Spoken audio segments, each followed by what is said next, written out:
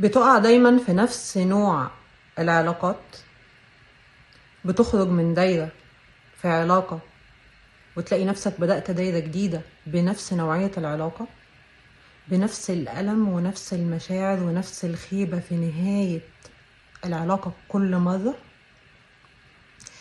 ليه الألم بيتكرر معاك؟ ليه الألم بيتعاد بنفس تفاصيله مع اختلاف أدوار الأشخاص في حياتك؟ ليه بيتعاد كل مرة هو؟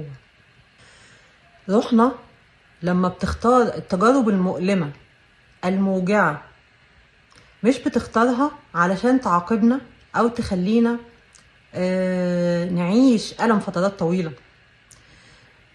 النوع ده من الألم بيبقى جاي عشان يعلمك حاجة. هو في درس انت لازم تتعلمه، لو اتعلمت الدرس ده بتقدر ان انت توصل للمرحلة اللي بعد كده، المرحلة اللي انت تشافيت فيها من الألم القديم وبدأت بتردد جديد او بفكر جديد او بروح جديدة.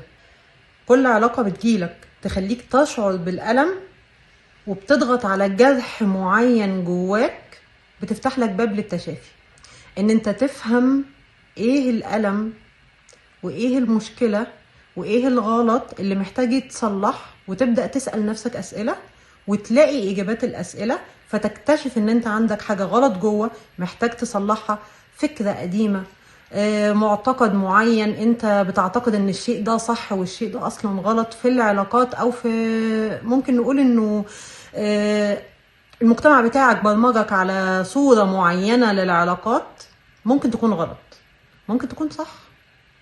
محدش هيقدر يكتشف ده يناسبك انت ولا لا الا لما انت اللي تسأل نفسك وتلاقي اجابات لماذا يحدث هذا الألم معي ولماذا يتكرر.